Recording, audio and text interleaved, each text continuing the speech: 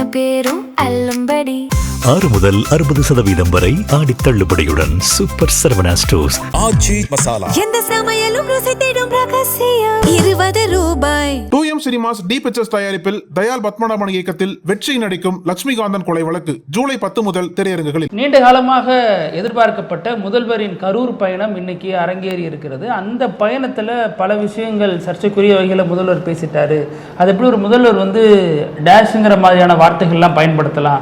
கடந்த காலங்களில் இந்த மாதிரி பேசியிருந்தாரு, இது தவறு இல்லையாங்கிற விமர்சனங்கள் ஒரு புறம் இருந்தாலும் நேரடியாக செந்தில் பாலாஜியை குற்றம் சாட்டி பேசியிருந்த முதல்வருக்கு செந்தில் பாலாஜி இப்போ பதில் கொடுத்திருக்காரு. அது குறித்து பேசுவோம். இன்னொரு புறம் இந்த பிரச்சாரத்தில், அதாவது முதல்வருடைய இந்த பேச்சு முழுக்க முழுக்க இடைத்தேர்தலுக்கான பேச்சு அப்படிங்கிற மாதிரி தான் அங்கங்கே இருந்ததாக விமர்சனம் எழுந்த நிலையில் இன்னைக்கு 5 தொகுதிகளுக்கான இடைத்தேர்தலில் நடத்தக்கூடாதுன்னு தேர்தல் ஆணையத்துக்கு நீதிமன்றம் உத்தரவு பிறப்பிச்சிருக்கு. அது குறித்தும் பேசலாம். Welcome to sensation.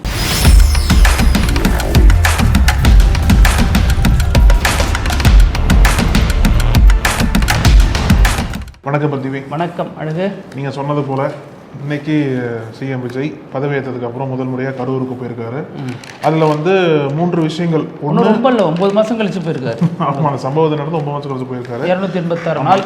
இதுல 3 விஷயங்கள் நம்ம பிரிச்சு பார்க்கலாம். ஒண்ணு அப்படின்னா நீங்க சொன்னது போல அந்த பாதிக்கப்பட்ட குடும்பங்களை சந்திப்பது, அப்புறம் இடைத்தேர்தலுக்கான பிரச்சாரம், அப்புறம் இந்த திமுக அது வழக்கமாக நடக்கிறது தான். அப்புறம் அந்த இது சர்ச்சையாச்சு இல்லையா, அந்த பணி நியமன ஆணை அது வழங்குறது, அது மட்டும் இல்லாமல் தொழிற்சாலைகளை அடிக்கல் நாட்டி தொடங்கி வைக்கிறது, அதெல்லாமே இந்த பயணத்தை திட்டமிடப்பட்டிருக்கு. இதில் என்ன பண்ணா இன்னைக்கு அந்த மாநாட்டில் பேசினார் இல்லையா, அதில் பல விஷயங்களை பேசினார். தனியாக நியூஸ் ரூமில் பேசியிருக்கோம் அதை பற்றி என்னென்ன பேசினார் அப்படின்றத.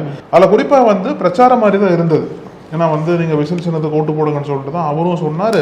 பெண்களுக்கு பாதுகாப்பு வேணுமா, விசில் சின்னத்துக்கு ஓட்டு போடுங்க. அது தெளிவாகவே பிரச்சாரம் மாதிரி தான் தெரிஞ்சது. இல்ல, அவங்க பெண்களுக்கு பாதுகாப்பு வேணும்னு சொல்றப்பதான் ஸ்க்ரோல்ல இன்னொரு செய்தி போது கூட்டுப்பாளையம் வன்கொடுமை இன்னும் போயிட்டு இருக்கு.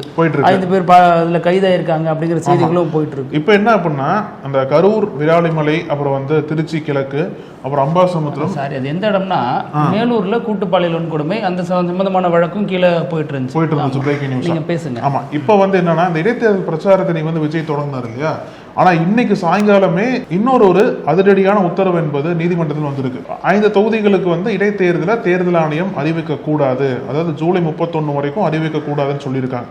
ஜூலை 31 தான் அடுத்த ஹியரிங் வருது, அது வரைக்கும் அறிவிக்க வேணாம்னு சொல்லியிருக்காங்க. என்னென்ன தொகுதிகளை கேட்டிங்க அப்படின்னா திருச்சி கிழக்கு, அவர் எம்ஆர் விஜயபாஸ்கர் வெற்றி பெற்ற கரூர், சி விஜயபாஸ்கர் வெற்றி பெற்ற விராலிமலை, அப்புறம் அம்பாசமுத்திரம், அப்புறம் பெருந்துறை. இதெல்லாமே இந்த 5ல் 4 தொகுதிகளில் அதிமுக எம்எல்ஏக்கள் வெற்றி பெற்றிருந்தாங்க. அந்த 4 பேருமே ரிசைன் பண்ணி தாவேக்காக்கு வந்துட்டாங்க. இப்போ திருச்சி கிழக்கு நமக்கே தெரியும் விஜய் வெற்றி பெற்றாரு. ஆனால் பெரம்பூரில் ஜெயிச்சதுனால திருச்சி கிழக்கு ரிசைன் பண்ணிட்டார் அவர். இப்போ 5 தொகுதிகள், ஏன் அந்த 5 தொகுதிகள் மட்டும் அப்படின்னா இந்த 5 தொகுதிகளில் தான் ஏற்கனவே ஒரு பெட்டிஷன் போடப்பட்டிருக்கு. அந்த தொகுதிகளை போட்டிட்டவங்கலாம் பெட்டிஷன் போட்டிருந்தாங்க. என்ன அப்படின்னா இதில் இந்த வெற்றி செல்லாததாக அறிவிக்கணும் அப்படின்ற மாதிரி பல குற்றச்சாட்டுகளை முன்வைத்து, ஏன்னா விஜய் அந்த அவிட வீட்டில் பல குளறுபடிகள் பண்ணியிருந்தாரு, அப்புறம் குழந்தைகளை வச்சு பிரச்சாரம் பண்ணாரு. இதெல்லாம் இந்த வெற்றியை செல்லாத அறிவிக்கணும்னு சொல்லிட்டு திமுகவை சேர்ந்த இனிகோ விருதராஜ் வழக்கு போட்டிருந்தார் திருச்சி கிழக்குல விஜய் வெற்றிக்கு அகைன்ஸ்டா. அதே மாதிரி தான் பாக்கி இருக்கக்கூடிய 4 தொகுதிகளிலையும் போட்டி போட்ட வெற்றி பெற்ற நபர்களுக்கு அகைன்ஸ்டா அந்த தொகுதியை சேர்ந்தவங்க வழக்கு போட்டிருந்தாங்க. இந்த வழக்கு இன்னும் நிலுவையில தான் இருக்கு. அப்போ இந்த வழக்குகள்லாம் நிலுவையில் இருக்கிற டைம்ல தேர்தல் ஆணையம் எப்படி தேர்தலை அறிவிக்க முடியும், எப்படி இடைத்தேர்தல் அறிவிக்க முடியும்னு சொல்லிட்டு தான் ஒரு பொதுநல வழக்கு போடப்பட்டது. அந்த பொதுநல வழக்கு தான் இன்னைக்கு சென்னை உயர்நீதிமன்றம் ஜூலை 31 வரைக்கும் இந்த 5 தொகுதிகளுக்கும் இடைத்தேர்தல் அறிவிக்க கூடாது, தடை விதிக்கிறோம் அப்படின்னு சொல்லிட்டு தேர்தல் ஆணையத்திற்கு தடை போட்டிருக்காங்க. இது குறித்து விளக்கம் தேர்தல் ஆணையம் மட்டும் இல்லாமல் சிஎம் விஜய் விளக்கம் கேட்டிருக்காங்க. ஸோ என்ன மாதிரி விளக்கம் கொடுக்குறாங்கன்னு பார்த்துட்டு தான் அடுத்த கட்ட நகர்வா எப்போ தேர்தல் நடத்தலாம் அப்படின்ற ஒரு தீர்ப்பை உயர்நீதிமன்றம் கொடுக்க போறாங்க. அப்போ இதுவரைக்கும் இந்த மாதம் தேர்தல் தேதி அறிவிக்கப்படுறது வாய்ப்புகள் கம்மி. அப்போ இன்னைக்கு விஜய் ஒரு பிரச்சாரத்தை ஆரம்பிச்சார் இல்லையா, அதுக்கு சட்ட ரீதியா ஒரு முட்டுக்கட்டை என்பது வந்திருக்கு. இதை எப்படி தாவைக்கானர் கொண்டு போக போறாங்க அப்படின்றது நம்ம கேள்வியா தான் இருக்கு. பொதுவா ஒரு தேர்தல் நடந்து முடிஞ்சுன்னா 6 மாசம் டைம் இருக்கு இல்லையா, 6 மாசம் டைம் இருக்கு. அதுக்கப்புறம் தான் தேர்தல் ஆணையம் இந்த அறிவிப்பு வெளியிடுவாங்க. எப்போ நோட்டிஃபை பண்றாங்க, எப்போ சபாநாயகர் அறிவிக்கிறாரோ அதுல இருந்து 6 மாசத்துக்குள்ள தேர்தல் நடத்தி ஆகணும்.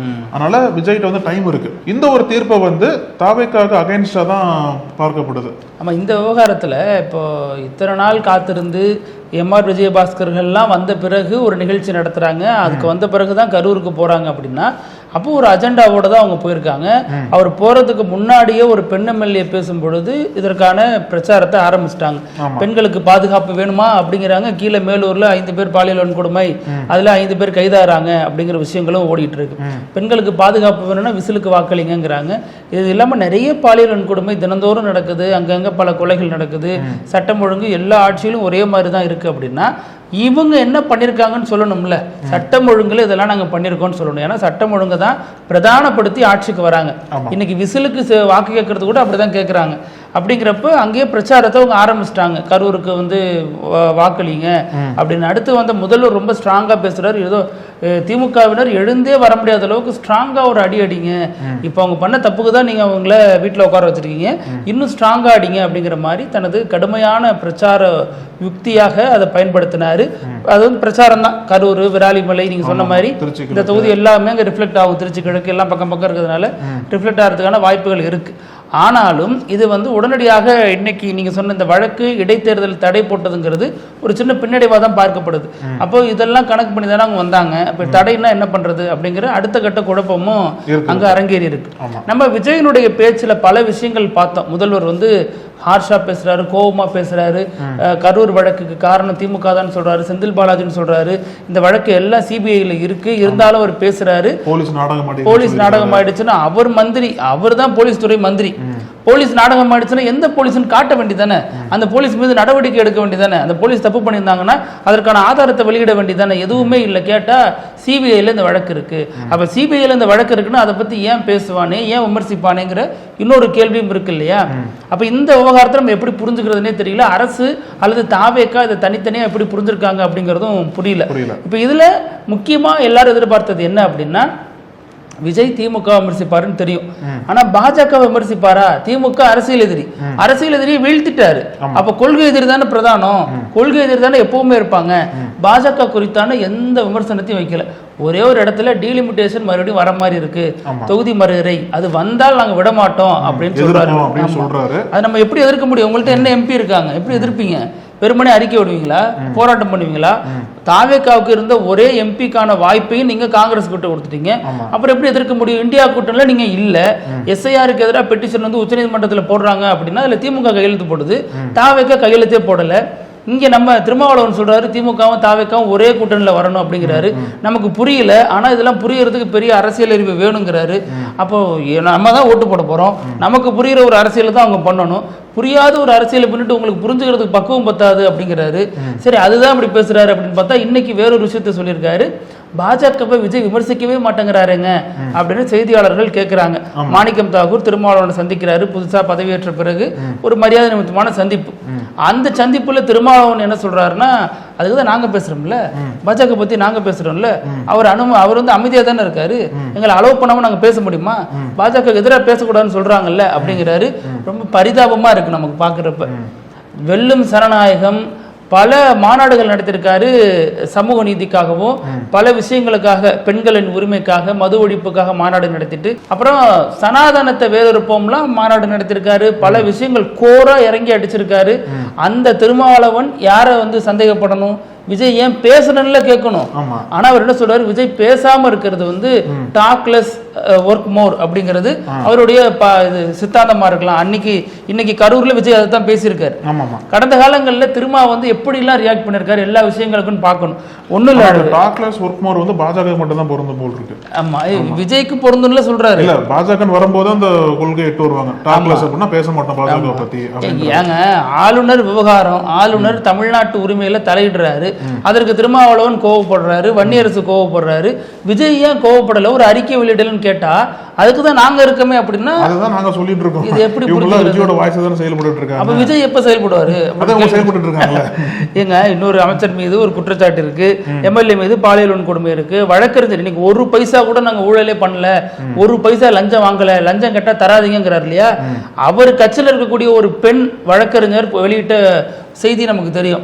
அதாவது விழுப்புரத்தில் இருக்கிற ஞான சௌந்தரி என்ன சொல்றாங்கன்னா, தாவேக்காவில் அரசு வழக்கறிஞராக மாறுறதுக்கு, அரசு சார்பாக மாறுறதுக்கு தாவேக்கால இருக்கக்கூடியவங்க லஞ்சம் வாங்குறாங்க அப்படின்னு குற்றச்சாட்டு வைக்கிறாங்க. அந்த குற்றச்சாட்டோட உண்மை என்னன்னே தெரியல. இன்னமும் அது அப்படியே இருக்கு. ஒருவேளை பொய்யா இருந்தா அவங்க மீது நடவடிக்கை எடுத்திருக்கணும், உண்மையா இருந்தா குற்றம் சாட்டப்பட்டவர்கள் மீது நடவடிக்கை எடுத்திருக்கணும். இப்படி ரெண்டுமே இல்லாம வழக்கறிஞர்கள் இல்லாம நிறைய நீதிமன்றங்கள் இப்ப செயல்படுது. 300க்கும் மேற்பட்ட வழக்குகள் தேங்கி கிடக்கு கோயம்புத்தூர்ல நயினா நாகேந்திரன் அறிக்கை வெளியிடுறாரு. மாசு கட்டுப்பாட்டு வாரியத்தில் ஊழல் நடக்குது அப்படின்னு சொல்லிட்டு விசிகா புகார் குற்றச்சாட்டு வைக்குது. அந்த குற்றச்சாட்டு உண்மையா பொய்யா? அது பொய்யா இருந்தா முன்னாள் எம்எல்ஏ பாலாஜி மீது நடவடிக்கை எடுக்கணும், உண்மையா இருந்தா அமைச்சர் மீது நடவடிக்கை எடுக்கணும். இப்படி எதுவுமே இல்லை. இப்படி நீங்க பல விஷயம் சொல்லலாம். இப்போ வைகோ குதிரை பேரம் நடத்துறதா சொல்றாரு. அது வைகோ சொல்றது உண்மையா பொய்யா? தவறா சொல்லிட்டாங்களா? எதுவுமே விஜய் தரப்புல முன்வைக்கப்படல. அணுக்கனிம சுரங்கத்துக்கு ஏன் அனுமதி கொடுத்தோம்? அப்ப விபிஜி ராம்ஜி திட்டத்துக்கு ஏன் அனுமதி கொடுத்தோம்? டாஸ்மாக் கடை உண்மையிலே 714 அடைக்கப்பட்டுச்சா? அதுல 800 கோடிக்கு பார்ட்டி ஃபண்ட் வந்தது ஆர்பி உதயகுமார் சொல்றாரு. அது பொய்யா உண்மையா? எதுக்குமே விளக்கம் கொடுக்காம பாஜகவை பத்தி எந்த விமர்சனமும் வைக்காம முழுக்க முழுக்க இது திமுக மீதான விமர்சனத்தை வைக்கக்கூடிய ஒரு மீட்டிங்காகவே வழக்கம் போல நடந்து முடிந்திருக்கு. எது முக்கியமா எதிர்பார்க்கப்பட்டுச்சு விஜய் தரப்புல? இந்த 2500 ரூபாய் மகளிர் உரிமை தொகை எப்போது தரப்படும் கேட்டாங்க. இல்ல, நாங்க ஆட்சி பொறுப்பேற்ற அடுத்த நிமிடமே பெண்கள் எல்லாரும் என் பேருந்துல எங்க வேணாலும் ஏறலாம், எல்லா பேருந்தும் இலவசம்னாங்க. ஆனா விடியல் பேருந்து பயணத்துல விடியல்ங்கிற பேரையே நீக்கிட்டாங்க. அந்த பெண்களுக்கான இலவச பேருந்து பயண திட்டம் எப்போது கொண்டு வரப்படும், எல்லா பேருந்து எப்போ இலவசமா இருக்கும் அது சொல்லல, 2500 ரூபாய் பணம் எப்போ வரும் அது சொல்லல. இப்படி எதுவுமே இல்லாம மேம்போக்கான ஒரு பேச்சாதான் அது நடந்து முடிஞ்சிருக்கதா பார்க்க வேண்டியதா இருக்கு. இதுல பள்ளிக்கூடங்கள்ல வேற விஜய் ஸ்பீச்சுக்கு நேரடி லைவ் பண்றாங்க. அரசு பள்ளிக்கு என்ன சொல்றதே தெரியல. பள்ளிக்கல்வி அமைச்சர் விஜய்க்கு ஆங்கரிங் பண்றாரு. இது எப்படி ஆகுது? ஆமா, அதனாலதான் மீடியாக்கெல்லாம் தொடர்ந்து கேள்வி கேட்கறதுனால என்னவோ தெரியல. இன்னைக்கு கரூர்ல விஜய் பேசின மைதானம் இருக்கு இல்லையா, அங்க யாரையுமே அலோவ் பண்ணல. ஊடகங்களுக்கு அந்த அளவுக்கு தடை பண்றாங்க. அது போலீஸ் எஸ்பியே ஊடகங்கள் வெளியே போக சொல்றாரு. அந்த அளவுக்கு எதற்காக ஊடகங்கள் மீது இப்படி தடை பண்றாங்க அப்படின்றது அவங்களும் சரியா விளக்க மாட்டுறாங்க. இப்போ எதுக்காக ஊடகங்கள் போறோம்? சிஎம் பேச போறாரு அப்படின்னா லைவ் கவரேஜ் பண்றதுதான் போவாங்க. அப்ப அந்த இடத்துல எதுக்காக? இப்போ முன்னாடி திருச்சிகளில் அப்படிதான் பண்ணதான் குற்றச்சாட்டு இருந்தது. ஊடகங்களுக்கு உரிய முறையில மரியாதை தர மாட்டாங்க அப்படின்ற குற்றச்சாட்டு இந்த அரசாங்கத்திற்கு எழுப்பப்பட்டே இருக்கு. அதுக்கு உதாரணமா தான் இந்த மாதிரி காட்சிகள்லாம் தொடர்ந்து பார்த்துக்கிட்டே இருக்கும். எங்கெல்லாம் இவர் சென்னையில இருந்து கிளம்புறது, திருச்சியில இருந்து கிளம்புறது, கரூர்ல இருந்து கிளம்புறது எல்லாத்தையுமே லைவ் அடிச்சுக்கிட்டே இருக்காங்க. அது மக்கள் மத்தியில பார்க்கவும் படுதுன்னு வச்சுங்களேன். சட்டமன்றத்தில் விடுவார், கரூரை நெருங்கி விட்டார் அப்ப அந்த ஊடகங்கள் தானே இவருக்கு முக்கியத்துவம் கொடுக்குது. அந்த ஊடகங்களை கொஞ்சமாச்சும் மதிக்கணுமா இல்லையா? அவங்கள விமர்சனமா வச்சாலும் வாழ்த்தி போட்டாலும் ஒரு முதல்வருங்கிற முறையில இவர் அனுமதிக்கணும். ஏன்னா அது ஒரு முதல்வருடைய நிகழ்ச்சி அப்படிங்கிறது கட்சி நிகழ்ச்சியாவே இருந்தாலும் அரசு சம்பந்தப்பட்ட ஒரு நிகழ்ச்சி. அப்படிங்கிறப்ப இவங்களால அதை காட்ட முடியாதா அப்படின்னா அவங்க கொடுக்குற லைவை மட்டும் போடுங்கிறது தான் தகவலா இருக்கு. இவங்க எக்ஸ்ட்ரா கவரேஜ் பண்ணிடுவாங்க, அங்க உள்ள வேற ஏதாவது சில குளறுபடிகளை காட்சிப்படுத்துவாங்க. அதனால அது வேண்டாம், லைவை மட்டும் போடுங்க, நீங்க எக்ஸ்ட்ரா எங்க எல்லைக்குள்ள வராதிங்கிறது அவங்களுடைய நிலைப்பாடா இருக்கு. ஊடகவியலாளர்கள் பொதுச் செயலாளர் தாவேக்காவுடைய பொதுச் செயலாளரும் அமைச்சருமான ஆனந்தை சந்தித்து முறையிட்டு இருக்காங்க. பாக்குறேன்னு போனாரு. நீங்க சொன்னது போல நேத்திக்கே பாஸ் கொடுத்துட்டாங்க, மீடியா பாஸ் எல்லாம் கொடுத்து வர இருக்கு, எல்லாமே பாஸை கொண்டு வந்து எல்லா ரிப்போர்ட்டர்ஸ் உள்ள வர்றாங்க, வினிக்குள்ள விட மாட்டாங்க.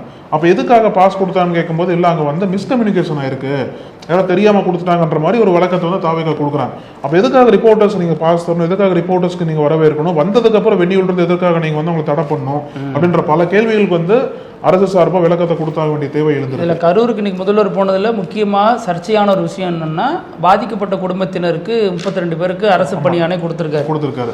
அதில் ஒரு 5 குடும்பம் வேண்டாம், அரசு வேலை வேணாங்கிறப்ப ஒரு கதறி அழுததாகவும் நீங்கள் வாங்கிக்கணும் அப்படின்னு வற்புறுத்தியதாகவும் தகவல் இப்போதைக்கு சொல்லப்படுது. அதுதான் கரூர் எம்பி ஜோதிமணியும் சொல்றாங்கன்னு வச்சுக்கோங்களேன். இப்போ இதில் என்ன நம்ம தெரிஞ்சுக்க வேண்டியதாக இருக்குன்னா, இந்த அரசு பணி கொடுக்கறது உண்மையிலேயே நியாயமானதா சட்டப்பூர்வமானதா அப்படின்னா இடதுசாரிகள் இதை எதிர்க்கிறாங்க. நீங்கள் கொடுக்கக்கூடாது, சாட்சிகளை பிறல் சாட்சிகளா மாறதுக்கான வாய்ப்புகள் அதிகம், ஒரு வழக்கு நிலுவையில் இருக்கிறப்ப நடந்துகிட்டு இருக்கிறப்ப இந்த மாதிரி அரசு சலுகை காட்டக்கூடாது சாட்சிகளுக்கு அப்படின்னு அவங்க நிலைப்பாட்டை வைக்கிறாங்க. பிசிக தலைவர் திருமாவளவன் என்ன சொல்றாரு அப்படின்னா, இது ஒன்றும் தவறு இல்லை, எங்களுடைய நீண்டகால கோரிக்கை இதுதான். ஒரு வன்முறையிலையோ ஒரு விபத்துலையோ பாதிக்கப்படுற யாரா இருந்தாலும் குடும்பத்தினுடைய நிலை கருதி இப்படி அரசு பணி கொடுக்கணுங்கிறது நாங்கள் கோரிக்கை வைக்கிறோம், எங்களுடைய நீண்டகால கோரிக்கை தான் அப்படிங்கிற மாதிரி சொல்றாரு. பாஜகவை ஏன் விஜய் எதிர்க்கல அப்படின்னா, நாங்க எதிர்க்கிறோம், அது போதுமானது அப்படிங்கிற துணியில அவர் பேசுறாரு. அப்போ இதுல என்ன கேள்வி எழுது அப்படின்னா, கூட்டணி கட்சிகள் விஜயை தாண்டி விஜய்க்காக பேச ஆரம்பிச்சிட்டாங்களா? அதுதான் நம்ம முன்னாடி பேசாம லாயலா பேசிட்டு இருக்காங்க விஜய்க்கு. அதுதான் நமக்கு கேட்க தோணுது. ஏன்னா தொடர்ந்து ஏதோ ஒரு வகையிலே உங்களை விஜய் இன்னும் நம்பல, ஸ்ட்ராங்கா நம்பலன்றதுக்காக இல்ல ஸ்ட்ராங்கா நம்புங்க, நாங்க உங்களுக்காக பேசுறோம்ன்றத தொடர்ந்து அவங்க வந்து டெய்லி ஜஸ்டிஃபை பண்ணிட்டே இருக்காங்க. இப்ப இவங்க என்ன சொல்றாங்க, இவர் வந்து பாஜகவை எதிர்க்கிறதுனால அவர் கூட கூட்டணி வச்சிருக்கோங்கிறாங்க. ஆமா. இப்ப பாஜகவை எங்க எதிர்க்கிறாருன்னு கேட்டா இல்ல நாங்க தான் பாஜக எதிர்க்கிறோமே, அவரையும் எதிர்க்கணும்னு கேக்குறாங்க. இது கான்ட்ரடிக்ஷனா இருக்கா இல்லையா? இருக்கு. அதான் சொல்றது. ஆளுநர் ஆட்சி வந்துரும் அப்படின்னு சொல்லிட்டு இவங்க விஜய் ஆதரிச்சாங்க. இன்னைக்கு ஆளுநர் உள்ளுக்குள்ள புந்து ஆட்சி பண்றாரு, இந்த விஜய் ஏங்க கேட்கல அப்படின்னா அதுதான் நாங்க எதிர்க்கிறோமேங்கிறாங்க. இது எனக்கு சிரிப்பாவும் இருக்கு, வியப்பாவும் இருக்கு. பெரிய முரணாக நீங்க சொல்றது போல. ஏன்னா விஜய் வந்து எதுக்காக அவங்க ஃபர்ஸ்ட் அப்ரோச் பண்ணாங்க அப்படின்னா பாஜக போகாம எங்கள்கிட்ட ஃபர்ஸ்ட் வந்தாருன்னு சொல்லிட்டு தான் அப்ப பாஜக எதிர்ப்பா இருக்காருன்னு சொல்லிட்டு அவங்க ஆதரவு கொடுத்தாங்க இல்லையா? இல்ல திமுக அதிமுக ஆட்சி கூட்டணி போட்டுரும், அதனால நாங்க விஜய் ஆதரிச்சோம் நாங்க. அப்ப திமுக அதிமுக இருந்து ஆளை விஜய் எடுக்கிறாரு அப்படின்னா அது திமுக அதிமுக கேளுங்க, எடப்பாடி அமைதியா இருக்காருங்கிறாங்க. எனக்கு ஒண்ணுமே புரியல. இப்ப வந்து கூட்டணி கட்சிகள் அந்த அளவுக்கு அரசியல்ல பெரிய பிளே பண்ண போறது இல்ல. அதுவும் இப்போ வந்து சொல்லணும் அப்படின்னா ஒன்று டிவிகே வெர்சஸ் டிஎம்கே, அப்புறம் ஏடிஎம்கே இருக்காங்க, அந்த ஃபீல்டில் இருக்காங்க. கூட்டணி கட்சிகளுக்கு மொத்தமாகவே வந்து இங்கே இருக்கக்கூடிய ஃபீல்டு வந்து பெருசாக செட் ஆகலை இன்னும் அவங்களுக்கு. ஏன்னா அந்த கிரெடிபிலிட்டியே போயிடுச்சு அவங்களுக்கு, அப்படி தான் சொல்லி ஆகணும். ஏன்னா முன்னாடி இந்த கூட்டணி கட்சிகள் இருக்கிற சமயத்தில் அவங்களுக்குன்னு ஒரு குரல் இருந்தது. அந்த குரலை வந்து யாரோட பயணிச்சாலுமே வந்து தொடர்ந்து ஆணித்தரமாக எழுப்பிட்டே இருந்தாங்க. பல முக்கியமான விஷயங்கள்ல, பல முக்கியமான பிரச்சனைகளில் வந்து அவங்க ஸ்ட்ராங்காக அவங்களோட நிலையை வந்து விளக்கிட்டே இருந்தாங்க. ஆனால் இப்போ அந்த கூட்டணி கட்சிகளோட கிரெடிபிலிட்டி எதுக்காக அடிபடுது அப்படின்னா தாவேக்கா நிலைப்பாடு என்னவோ அதை வந்து அப்படியே அச்சு பேசுறாம இவங்க நிலைப்பாட்டை மாத்திக்கிறாங்க. தாவேக்காவை விட தாண்டி பண்றாங்க. அதுதான் வந்து பெரிய கேள்விக்குரிய. அதுதான் வந்து இவங்களை ஃபீல்ட் அவுட்டாக வச்சிருக்குன்னு எதிர்பார்க்கலாம். இப்ப நான் சொன்ன மாதிரி ஒரு 3 விஷயங்கள்ல இவ்வளவு முரண்பாடு இருக்காங்க இல்லையா? அதே மாதிரி நம்ம பார்த்தோம் அப்படின்னா கடந்த காலங்களில் திரும்ப கரூர் விவகாரத்தில் பேசின விஷயங்கிறது குற்ற உணர்வு இல்லை, ரொம்ப ஆபத்தான அரசியலை விஜய் கையில் எடுத்திருக்காரு. திமுகவுக்கு விஜய்க்கு ரகசிய உறவு இருக்குமோன்னு சந்தேகமா இருக்கு. ஏன்னா திமுக விஜய் பேரை எஃப்ஐஆர்ல போடல, அவர் மீது நடவடிக்கை எடுக்கல அப்படிங்கிற மாதிரி. இது வந்து மோசமான ஒரு அரசியல். இதுக்கு முன்னாடி யாரும் இருக்காங்க? ஆமா இருக்காங்க, பாஜக இருக்காங்களோன்னு சந்தேகமா இருக்கு, அல்லது பாஜகனுடைய இதா இருக்காரோன்னு சந்தேகமா இருக்குன்னு சொல்லிட்டு தமிழக மக்கள் சிக்கிட்டா தமிழ்நாட்டோட எதிர்காலம் என்னவாகுமோ இதுல இந்த வலையில அப்படிங்கிற மாதிரி எல்லாம் பேசிட்டு இன்னைக்கு கரூர் விவகாரத்தை பத்தி எந்த கருத்துமே திரும்ப சொல்லல. இப்ப கரூர் விவகாரம் அதை பத்தி தான் பிரதான பேசு பொருளா இருக்கு. முதல்வர் விஜய் முன்னாள் அமைச்சர் செந்தில் பாலாஜி மீது குற்றம் சாட்டுறாரு, திமுக தான் இதுல சம்பந்தப்பட்டிருக்குன்னு சொல்றாரு, சதி செஞ்சிருக்குன்னு சொல்றாரு. அமைச்சர் ஆதவ அர்ஜுனா உதயநிதிக்காக ஸ்டாலின் தனது போலீசாரை வச்சு கொண்டு குவிச்சிருக்காரு 41 மக்கள்ங்கிறாரு. இந்த வழக்கு சிபிஐல இருக்கு. இது குறித்தெல்லாம் திருமாவளவனுக்கோ கூட்டணி கட்சியினருக்கோ எந்த கவலையும் இல்லை. இந்த கேள்வியெல்லாம் நம்ம எழுப்பணும் அப்படின்னா இந்த கேள்விகள் எல்லாம் ஏன் என்ன நோக்கியே வருதுன்னு கேட்கிறாரு. அப்போ அரசியல்ல விமர்சனத்துக்கு அப்பாற்பட்டவர்களா இவர்கள்ங்கிற ஒரு கேள்வி இருக்கு. இவங்க எல்லாம் முரண்பாடா பண்ணிட்டு இதை புரிஞ்சுக்கிறதுக்கு உங்களுக்கு போதிய பக்குவம் இல்ல, போதிய மூளை இல்லை அப்படின்லாம் சொல்றது இது எப்படி எடுத்துக்கிறதுன்னு புரியல. இதெல்லாம் வந்து நிகழ்கால அரசியல்ல மிகப்பெரிய முரண்பாடா இருக்கு அப்படிங்கறது மட்டும் நமக்கு புரியுது. ஆமா, இப்ப விஜய் வந்து கிளியர் கட்டா ஒரு இதுல கரெக்டா இருக்காரு. என்ன அப்படின்னா கரூர் விஷயத்துல அவர் தனிப்பட்ட முறையில் பொறுப்பு எடுத்துக்க மாட்டார். அது மட்டும் இல்லாம டிஎம்கேவை டார்கெட் பண்றதுல இன்னும் வீரியமா களமிறங்கி இருக்காருன்னு தான் சொல்லணும். அதுக்கு வந்து நம்ம தொடர்ந்து பார்த்துக்கிட்டே இருக்கோம். பல வழிகள் வந்து டிஎம்கேவை டார்கெட் பண்றாரு. ஏன்னா இடைத்தேர்தல் வரப்போகுது இல்லையா? இடைத்தேர்தலில் டிஎம்கேக்கு அகைன்ஸ்டா இன்னும் விரிவாக பிரச்சாரம் பண்ணால் மட்டும்தான் அவருக்கான எண்ணிக்கைகள் கொண்ட எம்எல்ஏக்களை ஜெயிக்க முடியும். அது ஒரு பக்கம். இப்போ இன்னொரு பக்கம் இன்னைக்கு அவர் பேசினார் இல்லையா பல குற்றச்சாட்டுகளுக்கு, அந்த குற்றச்சாட்டுகளுக்கு டிஎம்கேல இருந்து செந்தில் பாலாஜி ஒரு பதில் சொல்லியிருக்காரு. அதுவும் இப்போ வைரலாக போயிட்டு இருக்கு. ஆமா, அவர் என்ன சொல்றாருன்னா தனி விமானம் பிடிச்சி ஓடுனது யாரு, அது மாதிரி சார் எத்தனை செத்துட்டு இருக்காங்க சார் அப்படின்னு சொல்லும் பொழுது தனி விமானம் பிடிச்சி ஓடுனது யாரு, நீங்க ஓடு ஓடு ஓடுன்னு பாட்டு பாடி என்ன கிண்டல் பண்றீங்களான்னு அவர் ட்விட்டர்ல அவருடைய ட்விட்டர் பதிவுல கேள்வி எழுப்பியிருக்காரு. அப்போ அந்த காலகட்டத்தில் நடந்தது இப்ப விமர்சனத்துக்குள்ளாகுது. அப்போ உண்மையிலேயே விஜய் இவ்வளவு வழிகளை தாண்டி இருந்திருந்தால் ஏன் அன்னைக்கு விட்டுட்டு ஓடினா இருக்கிற கேள்வியை மீண்டும் இப்போ எதிர்கட்சிகள் எழுப்ப தொடங்கி, குறிப்பா திமுக கண்டினியூஸா அதை எழுப்புது. இந்த பேச்சுக்கு பிறகு ஏன் நீங்க வந்து விட்டுட்டு ஓடுனீங்க, அன்னைக்கு இருந்து அதிகாரிகள் தப்பு பண்ணியிருந்தாங்கன்னா அந்த அதிகாரிகள் மீது என்ன நடவடிக்கை நீங்க எடுத்தீங்க. இப்போ வந்து இதுல சம்பந்தப்பட்ட இவர் டேவிட்சன் ஆசீர்வாதமா இருக்கலாம், அமுதாவா இருக்கலாம், ஐஏஎஸ் அதிகாரி அமுதாவா இருக்கலாம், சிறப்பு புலனாய்வு குழு நியமிக்கப்பட்ட அஸ்ரா கார்கா இருக்கலாம், இவங்களுக்கெல்லாம் நீங்க என்ன பதவி கொடுத்தீங்க, என்ன பொறுப்புல உட்கார வச்சீங்க. குறிப்பா இந்த திருச்சியினுடைய மத்திய சரகத்துல இருந்த ஐஜியா இருந்த நிர்மல்குமார் ஜோஷிக்கு நீங்க என்ன பொறுப்பு கொடுத்துருக்கீங்க. அப்போ இது எல்லாமே நீங்க கொடுத்துட்டு திமுக அரசுல போலீசார் கொன்று குவிச்சாருன்னு சொன்னீங்கன்னா நீங்க சொல்ற போலீசார் வெறுமனே ஏட்டு கான்ஸ்டபிள் இன்ஸ்பெக்டர் இப்படிதான் இருக்காங்களா, வந்து மேற்தரப்புல இருக்கிற அதிகாரிகள் யாருமே சம்பந்தம் கிடையாதா? அப்படி சம்பந்தம் இருக்கிறது உண்மை அப்படின்னா அவங்க மீது என்ன நடவடிக்கை எடுத்தீங்க? சம்பந்தமே இல்லை அதனாலதான் உங்களுக்கு முக்கியத்துவம் கொடுத்திருக்கோம் அப்படின்னா அப்ப திமுகவினர் மீது நீங்க வைக்கக்கூடிய குற்றச்சாட்டுல உண்மை இல்லையா அப்படின்னு பல கேள்விகள் இருக்கு. ஆமா, இப்போ நம்ம வீடியோவோட இறுதி பகுதி வினோத செய்தி. இதுவும் சீனால தான் நடந்திருக்கு. ஆனா அது வந்து ஆச்சரியம் அளிக்குது. என்ன ஆச்சரியம் அப்படின்னா ஒரு கணவர் வந்து 7 ஆண்டுகளா கோமால் இருக்கார். எப்படி அவருக்கு இந்த மாதிரி நிலைமை வந்துச்சு அப்படின்னா, ஒரு இடத்துல ஒரு சிறுவனை வந்து காப்பாற்ற போயிருக்காரு. அந்த காப்பாற்றுற டைம்ல இவருக்கு வந்து தள்ள அடிபட்டுருச்சு போல. தலையில அடிபட்டு கோமாக்கு போயிட்டார். கடந்த 7 ஆண்டுகளும் கோமால் இருந்திருக்காரு. இவரோட மனைவி சாங் மெய், அவங்க பேர் அது. அவங்க எப்படி கணவருக்கு வந்து சுயநினைவு கொண்டு வராங்க அப்படின்னா, 7 ஆண்டுகளா வந்து தொடர்ந்து அவரோட பேசுறது மட்டும் இல்லாம கை காலை வந்து கிள்ளி விடுறது, அப்புறம் வந்து கால் பகுதியில கடிச்சிருக்காங்க. ஏன் கடிக்காங்க அப்படின்னா, அந்த கடிக்கிறது மூலியமா நரம்புல வந்து அவங்களுக்கு வந்து சுயநினைவு வரும், நரம்பு மூலியமா அவங்களுக்கு வந்து சுயநினைவு வரும்னு சொல்லி நம்பிக்கையில தொடர்ந்து இந்த மாதிரி பண்ணிட்டே வந்துட்டு இருக்காங்க. இவங்களோட ட்ரீட்மெண்ட் சக்சஸ் ஆயிருச்சு. இறுதியில வந்து ஒரு கோமால இருந்து வெளியில வந்துட்டார். வெளியில வந்து ஐ லவ் யூன்ற மாதிரி அவங்களோட அன்பை வந்து பரிமாறி இருக்காங்க. நம்ம ஊர்ல பல கணவர்கள் வந்து மனைவி பேசுறதுனாலே கோமாவுக்கு போயிடுறாங்க. இது வந்து அப்படியும் நடக்குது, இப்படியும் நடக்குது, எல்லாம் விரோதமாவே இருக்கு. பேசுவாழகு இதே மாதிரி பல செய்திகளோட நாளைக்கு சந்திக்கலாம். நன்றி. தொடர்ந்து பேசலாம் பிருத்திவி. நன்றி. நக்கீரன் டிவிக்கு சப்ஸ்கிரைப் செய்யுங்கள். உங்கள் ஆதரவே எங்கள் பலம். ஆசிரியர்களுக்கு நண்பனாகவும் மாணவர்களுக்கு ஆசானாகவும் திகழும் தேர்வு வழிகாட்டி. ஒவ்வொரு பாடத்திற்கும் அனுபவமிக்க ஆசிரியர்களின் துல்லியமான தெளிவான விடைகள். CNC இருக்கு, தேர்வு பயம் எதற்கு?